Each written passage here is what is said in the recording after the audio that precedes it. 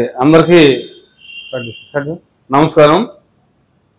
ఈ నెల జూన్ 22వ తారీఖున కావలిలోని the Andhra body builders association ఆధ్వర్యంలో రాజస్థాయి బాడీ బిల్డింగ్ పోటీలు నిర్వహించడం జరిగింది. ఈ పోటీలలో ఉమ్మడి కృష్ణా జిల్లాల నుండి బాడీ బిల్డింగ్ క్రీడాకారులు పాల్గొని ఘన విజయాలు సాధించి మన జిల్లాకు మంచి పేరు తీసుకొచ్చినందుకు మేము వారిని ప్రత్యేకంగా అభినందిస్తున్నాం.